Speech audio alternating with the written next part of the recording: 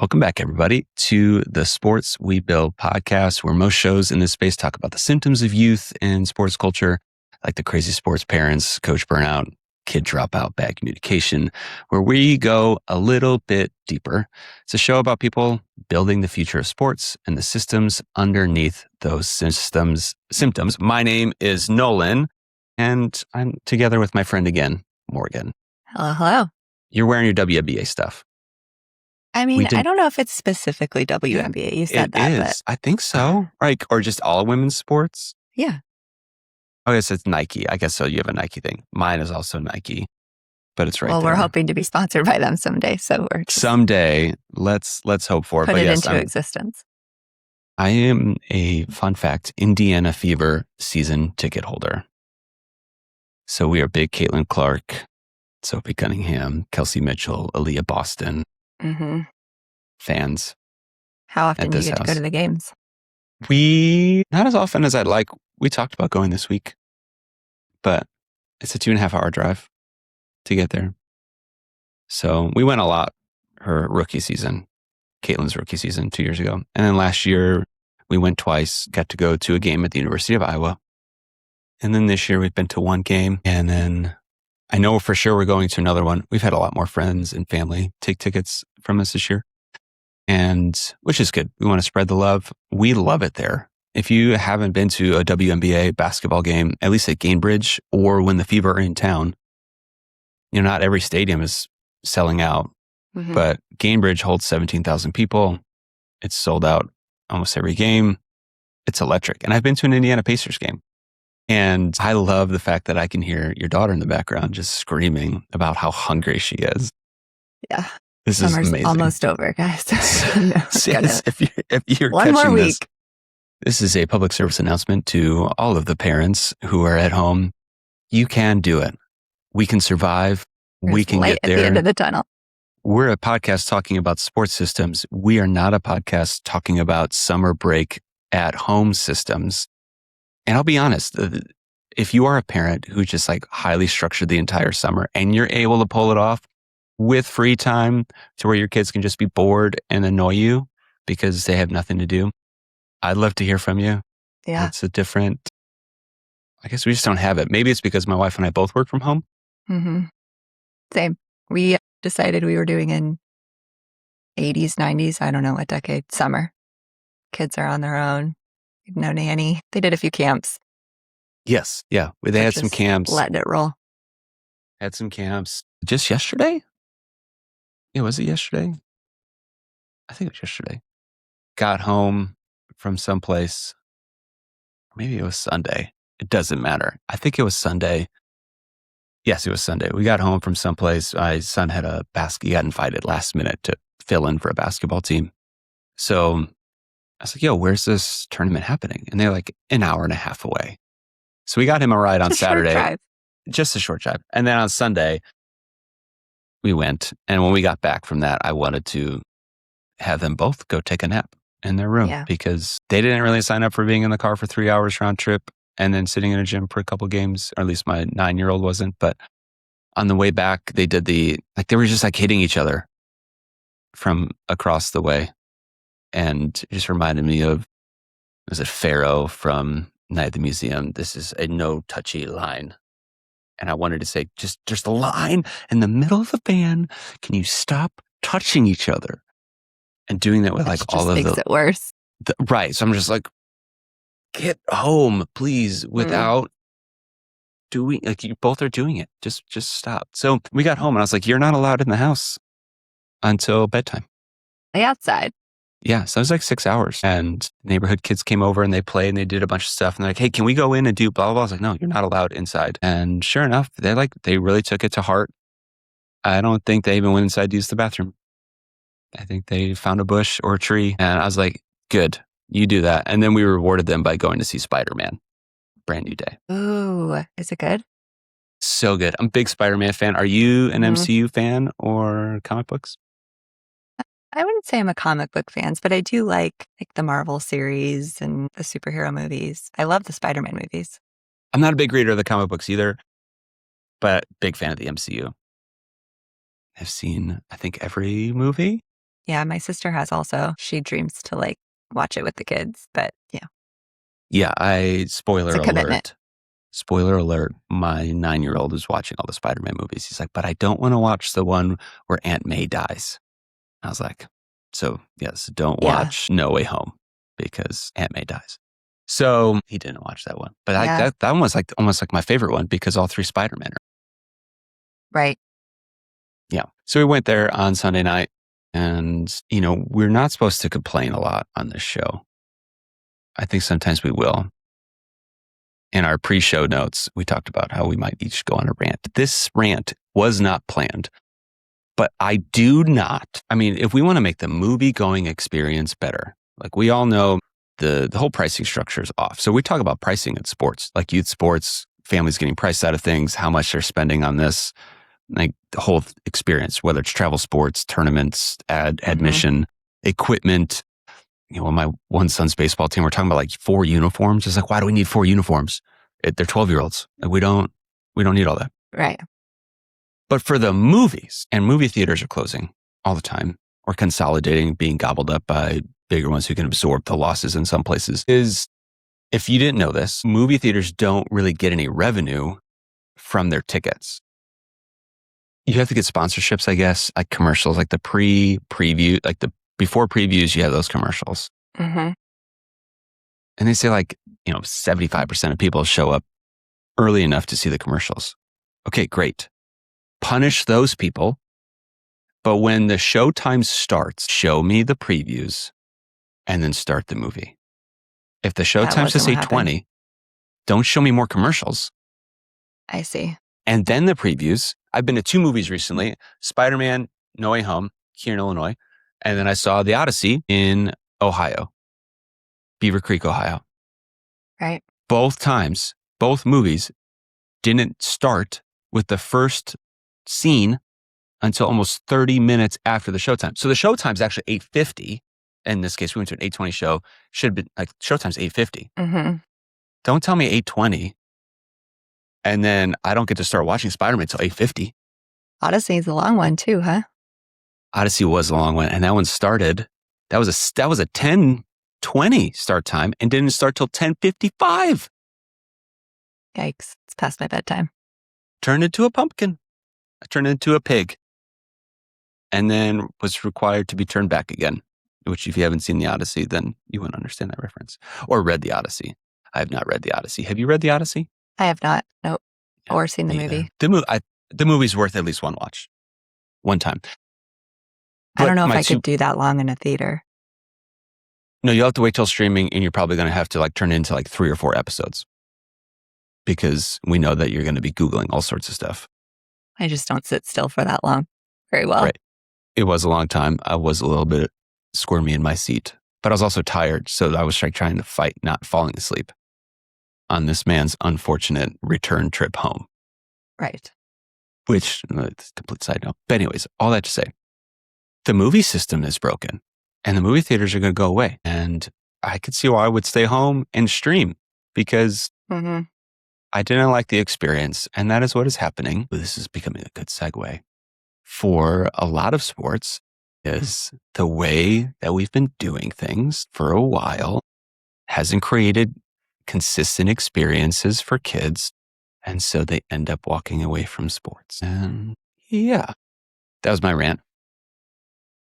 It's interesting. We could stop right here. And then it's the whole episode. Just me ranting about the broken movie system, even though this is about sports. But I think everybody gets it. And at the same time, we all understand that summer break is next week. Yes. There's some southern states that are going back to school. Well, you are a southern state. We don't go back till 17th. Not long after us. I think ours is technically, it's the 12th, Wednesday. But when do your kids get out of school? Usually it's the Friday before Labor Day weekend or Memorial Day weekend. Yeah. When I grew up on the West Coast, that's how we didn't go back till after Labor Day and we were in school till June. But the weather is vastly different there, so. True that. So you guys are out on May 22nd and you're going back August. You said Wednesday? 12th, I think. Oh, yeah. I mean, that's not too big of a difference. The 12th Right. and we start the 17th. curious here. I might be in the minority, but I am not a fan of the 2-semester school system with the 10 to 12 week break in between. I would rather go to like trimesters and not have more than 2 or 3 weeks off at a time and Mhm. just, but have more of them.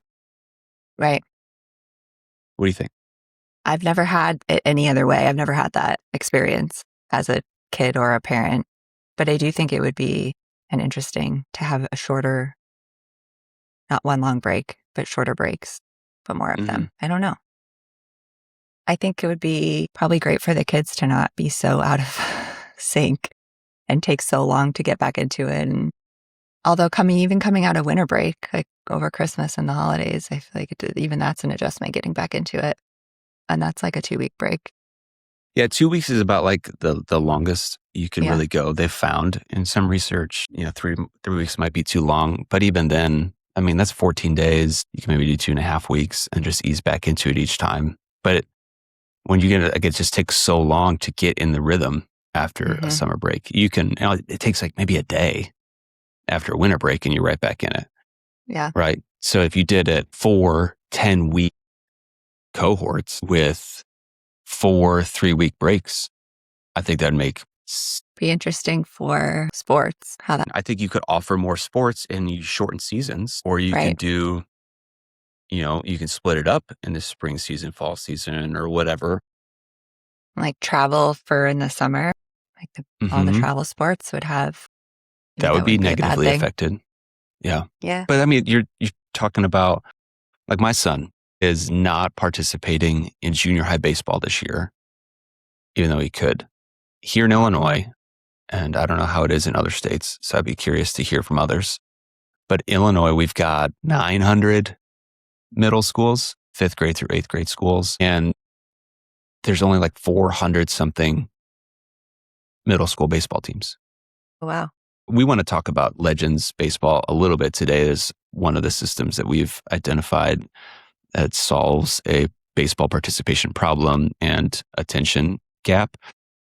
But there's another organization, and we could talk about this in the future, that has created basically middle school tournaments for school-based teams, Hmm. because I don't understand why, but for middle schools, it's just a lot harder to facilitate baseball seasons. And the baseball season's not even that long here in Right. Illinois.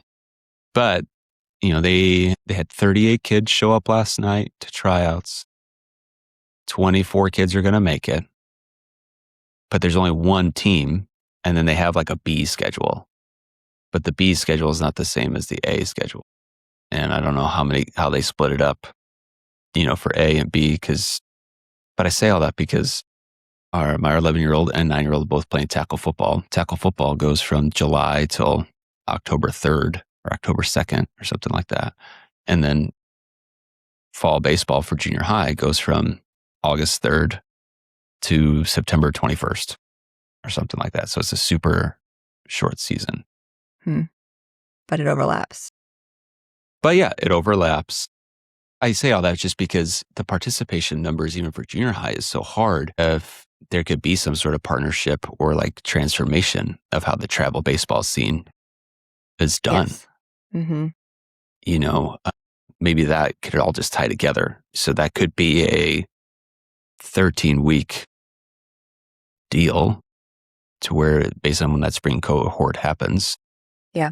you can have your travel teams, you can have your school teams, and you can then play geographically closer together. And then as you get older, how does that work? I don't know, maybe you have to try it with a lower grade. But yeah, I would be a big fan of that, I think. Yeah. Anything I think that gets kids playing more or gives them more opportunities. Yeah, that'd be 4 seasons basically of sports. Hmm. And then if you want to offer rec, like Next Level Sports is another organization we'll talk about at some point that facilitates intramurals Right. Right. in junior high and high school. So they give you the system, and then you just need a couple of people to help pull it off. But they handle all of the organization, the uniform ordering. They try to make it as turnkey as possible, so that way you can get kids involved or keep them involved in sports. Yeah, But the that's part of it. logistics and operations side is not an easy lift, as I'm As you are discovering. learning. I Yes. am. Not that it's not easy, it's just a lot of organization and conversation, but we've discussed this. Yeah. Similarly, with the school day start, research will show you that starting later in the day for older kids is the way to do it. Because as we get older, our bodies change. Teenagers start to go to sleep later and they want to sleep in more. But then we ask them to get up at 7 o'clock in the morning and they get to class by 8 a.m., Right. where they would actually benefit from like a 9 o'clock start, 9:30 start. And just My the kid's school arbitrary. starts at 7:20 in the morning, Your kid's kindergarten school does through 5th grade. 7:20. What time do they get out? I get them off the bus at 2:30. See, that's another thing too. I mean, we talk about the 9 to 5, like we're 8 to 3 for our school. As the landscape changes around work and expectations and remote work and school districts or whatever buying into, I mean, there's just like this synergy that has to happen between, business world Right. and Well, academics. It just feels really yeah, it's antiquated. lagging because I think we're still behind the game of that both parents work. There's not one person staying home in most families now. Yeah. I'm fortunate enough to be able to be home to get my kids off the bus and have the flexibility to do that. Not everybody does. And I mean, how do you get to work on time if you have to go into an office or a nurse or, whatever you're doing, and then get your kids off the bus? Or I think there's aftercare programs and such, but Well, yeah. So a solution that developed out of a problem that we created. right. So it's not like we built the school day around 9 to 5, right? You can drop your kids off at 8:30, 8:45, whatever, right? But yeah, there's a gap there. You take that into consideration with like coach boys basketball. The school day is 8:05 to 3:05. There's a lot of arguments that would suggest that kids don't even need to be in school that long. With the changes that are happening or coming and the way that we educate, that you can, instead of standardization of education, you can start customizing based on where a kid tests or assesses and getting them, like you can have 30 kids in class and they can have 30 different learning plans and around the same material, but everybody's moving at their own pace. You can, like my 9-year-old, he, as of right now, is doing pretty well. And this isn't like a humble brag, but he's just always taken to reading, right? And so that reading, he reads at a high level. He's going to 4th grade. He probably reads at a 7th grade, 8th grade reading level. And he oftentimes, at least during his 3rd grade year, would finish the lesson. They get the worksheet and she's going to walk through the worksheet and then he completes it to 90, 100% accuracy and then starts reading his book. And then the teacher's trying to teach everybody in the class and then calling on him and he's got no idea where she's at because she's like trying to teach the kids how to do it. And he's like, I've already done it. I think he's more in the minority there because my 11-year-old is not like that. My 11-year-old probably needs every bit of instruction sometimes. He doesn't even read instructions. I wonder where he gets that from. What are you talking about? You read instructions? I actually do read instructions. Yeah. I mean, I do value a sense of intuitiveness in designs. Where you don't have to read the instructions because it's just pretty obvious what you're doing. Right. But in school, he'll read and like fill in the blank and not read the rest of the whatever the prompt is asking. And then he just goes to work on the worksheet and gets like a D on it. And then you ask him the questions later. And he knows the answers. And you're like, well, why didn't you write it down in your worksheet? What do you mean I didn't write it down in my worksheet? He's like, did you know about this part? And he's like, no. Did you read it? No. But you're only hurting yourself, man. So. Hmm. But then school sports, to my point I was making, we'll practice from 3:15, 3:30 till 5:30. But then games don't start till 7:30 on a Friday night. Yeah. Maybe it's just a preference thing. I wonder, like, maybe we should be practicing from 7:30 to 9:30 at night. But then you're like, why would you make high schoolers practice from 7:30 to 9:30 at night on a school night? But we do it with away games. They play on a Tuesday or Thursday. They're not getting home sometimes from an away game till 10 p.m. Yeah. But then, Yeah. The logistics of getting everybody where they need to be, and it's complicated. It's tough. yes. So, I mean, I guess even if you were to shorten the school day, would make it even harder. But I think, again, the way that we gear school around academics makes it hard. I think you could still fill 7 hours, but put more physical activity in there. I said this last time. I wish that there was more breaks for the kids to Yes. just go have like a 20-minute run around the track or do whatever and then come back At and least be 3 able times a to day. be, yeah, for sure. They get one recess. And I forget what year it was. Maybe it was third grade. For my oldest, it was like the end of the day after lunch, one of the very last things. So really it was, it'd make sense if it was in the middle for everyone, but that obviously can't be the case for every grade. So then they're sitting there for multiple hours doing their thing, trying to stay Yeah. focused. Yeah. And this isn't an education podcast, but I do, No. having my master's and some of professional experience in that space, I definitely have opinions. Yeah. But you know a lot more than me, but yeah. There needs to be more physical activity. But again, that's another symptom problem, a system. Well, do you want to dive in to one of the systems that we discovered? Yeah. Super interesting.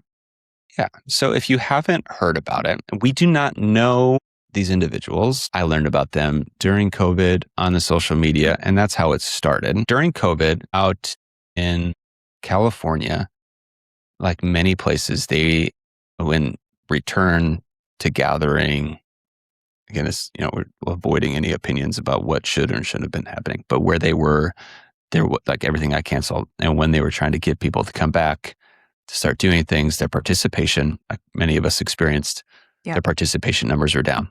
We've largely rebounded across the country, but particularly they decide, hey, we need to figure out something that works with a wide range of individual ages and skill sets. Mm-hmm. So this is a baseball, and it's legendscamps.com. The founder is David Klein. He's a former college baseball player and coach, described himself as an experienced designer and holistic coach, which kind of goes into like what we discussed in episode 2, which was, what we're trying to do in the fall is, and it is based out of Northern California, Menlo Park / Bay Area. And it's tied to Menlo Park Legends Summer Collegiate team. And you can learn more about them at Legends Baseball Camps on Instagram, at Coach David Klein on X, at Legends_baseball on TikTok and on YouTube.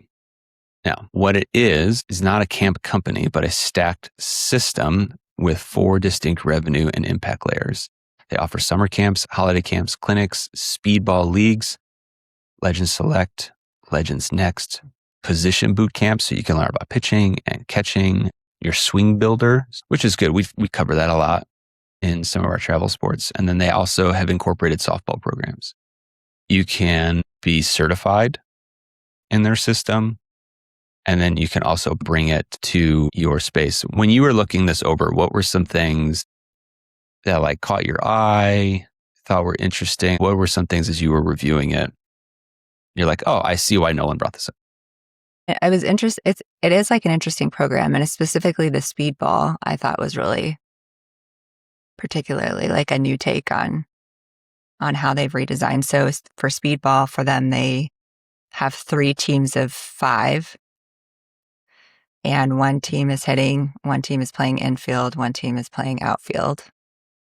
And so I think the thought behind that was that then there's more reps, less sitting the bench, more at bats, just more engagement during the game. I guess like system to create to solve those issues for kids. I would be interested to hear like what their retention is in those like sports.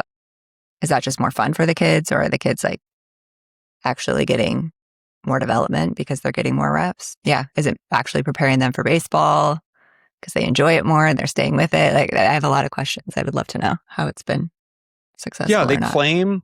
They claim that because they're so skill development oriented, their league retention is high because kids are able to stay engaged. And we talk about this when we structure our practices, whether it's the high school level or our 10-year-old team, we do stations.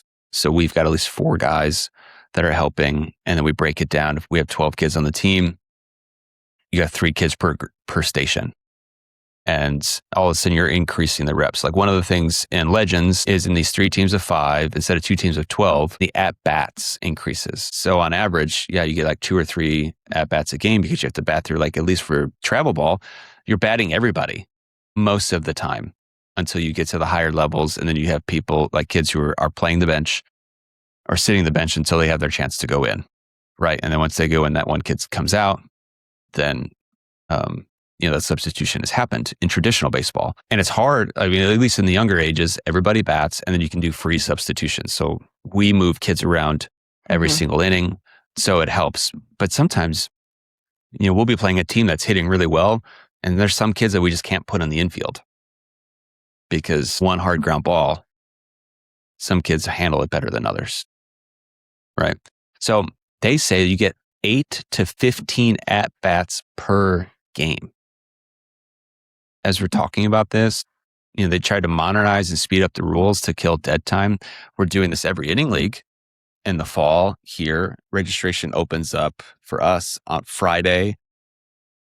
Originally I talked about doing 4 to 6 teams of 10 or 11 kids or 10 kids, and then having 4 outfielders and just doing it that way. But if we were to adapt it even further and borrow some things from Legends, and we only had 40 kids show up or sign up, we could have 8 teams. And it definitely is interesting. I can only speak from my kids' experience. Like getting to bat is their favorite part. And my oldest likes to play catcher because then he gets to touch the ball he's in the action. I could totally see my kids having a great time in a league like that, where there's a lot more action happening because they're already trying to stack the cards in their favor of how they get to, like Harrison plays a specific position because he wants to get more action on the ball every inning. So I think that's an interesting take. I would just say with the stations that we do at practice, when we're doing ground balls, like because we break it down to 3, they'll get 15 to 20 ground balls in less than 5 minutes. And then we're on to the next station. So we're not even at stations for a long time. But you said 4 other coaches or volunteers helping. 4 of us total. Yeah. So for 12 kids. Participate. Well, I'm just thinking even so for this league, the T-ball team has 1 coach. I'm going to step up and help them coach because that's insane to ask 1 person to do it, even though you're going to be at these games anyway, right? So what's the difference if I'm out on the field or at practice?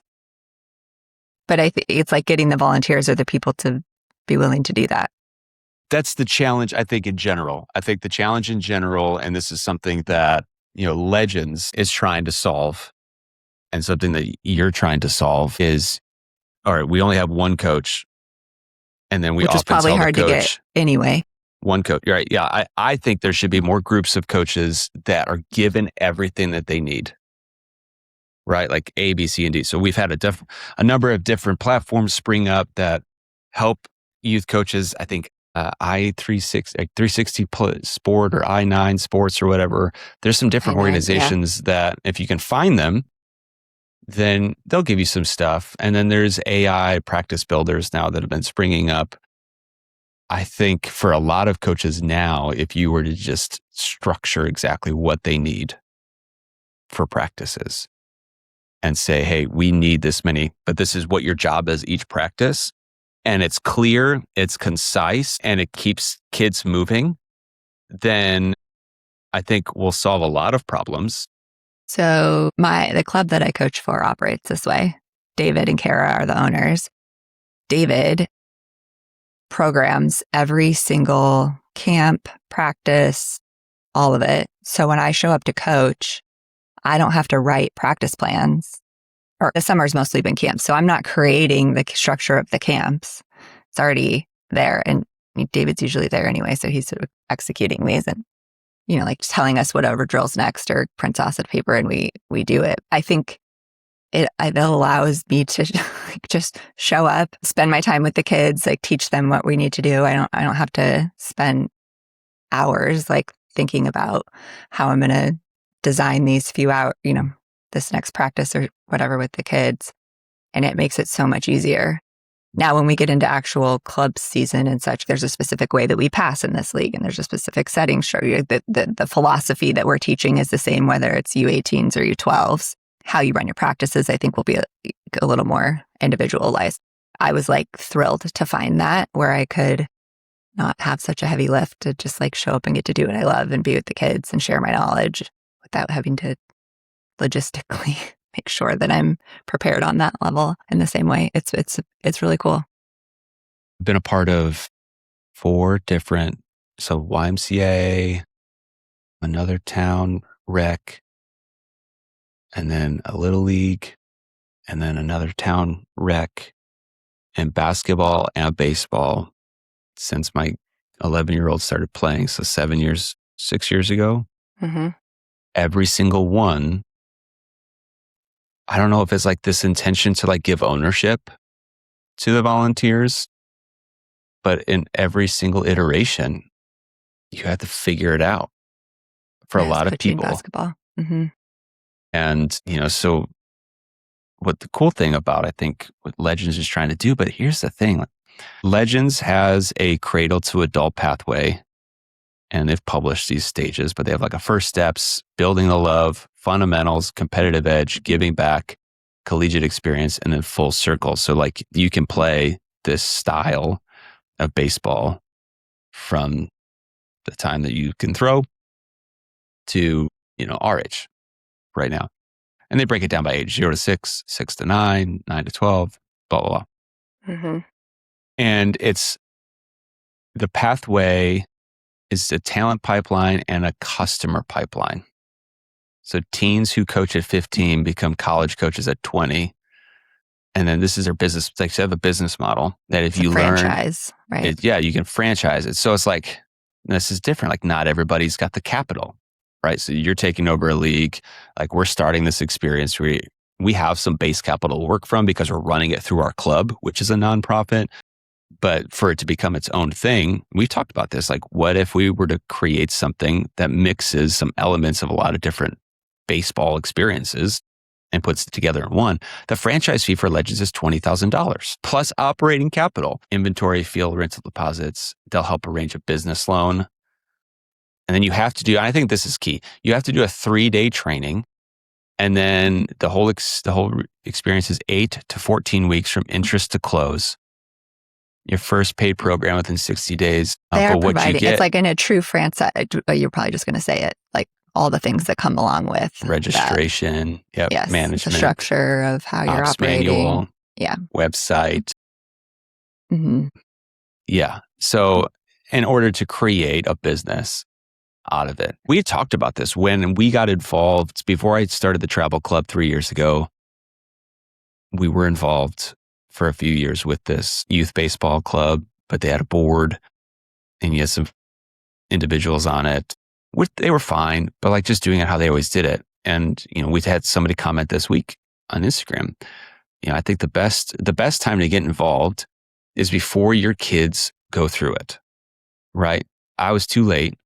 You learn, you live and you learn. So we just created our own club, which is how most people are. And I think this is partly why we're doing this. I think if we want to help change things for the better, if you're listening to this or hearing this, get involved early before your kids. So like for you, like as you're recruiting, I would recruit board members of families or friends who don't have kids that are of age yet to play in your league. Right. I would get them involved now, as opposed to going to current parents who are probably going to cycle off the board in 2 to 3 years. What if you go get some parents and create structure for their involvement that's super minimal?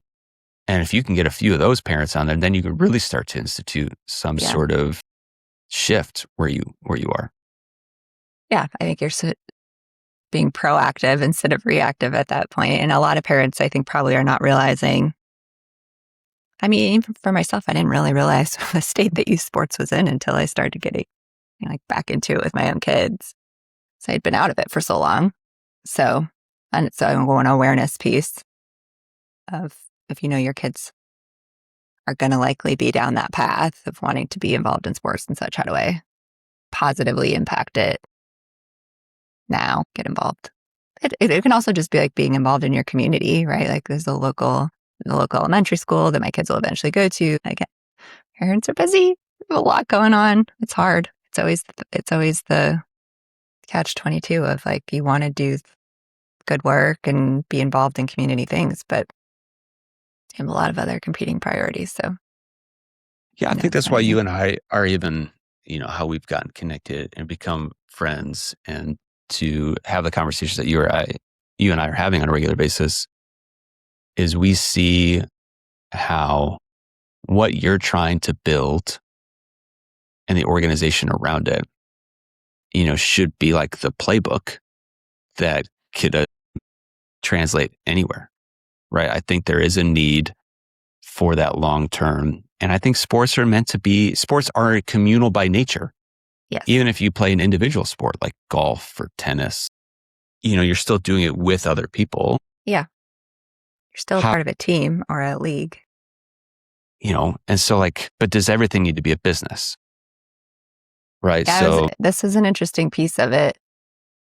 And there's been a lot of talk kind of in our space around private equity again. I feel like those topics are getting brought up a lot. And it's just obviously this is a for-profit business. Try to view the business side of it very non-biased. I believe in a free market. I think that there's great, a lot of good things come from that. But I'm just interested to hear or see the evidence of how you have an investment or a for-profit business, how the league, if it's a for-profit, keeps the experience of the kids truly at the center of what it's doing. Because in any business, and I think that this is a good thing, that you're focused on you should be trying to make money. I want companies to make money and be successful. And I'm not saying that private equity or other businesses that are associated with youth sports, I'm all for that too. Let's make businesses in technology or other things that are helping improve an industry. But the actual league, how I haven't seen it done yet. It doesn't mean it doesn't exist. I just might not be aware. But how are you operating a league for profit and keeping the experience and keeping it about the kids? To me, as a non-for-profit, that makes sense to me. Yeah. How you would do that. They built in it's like a 10-week experiential life lessons guide. So they have for the coach?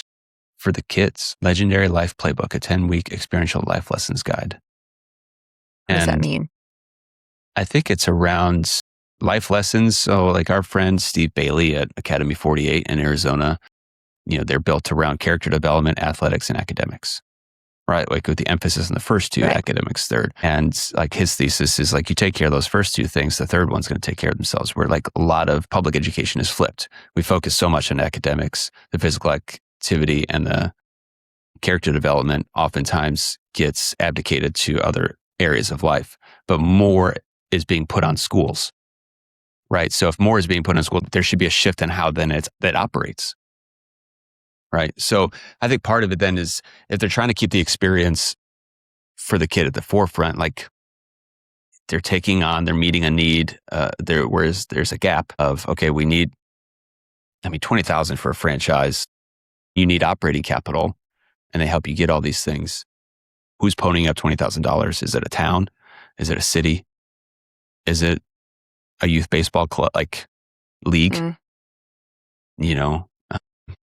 It says on their website that they're trying, it's individuals, they were going after former athletes or was it donate it business maybe leaders. And start it? Yeah. No, not professional athletes, college, you and me would be their target audience of going to get to franchise this and open it where we are. Yeah. I'm curious when they made that shift.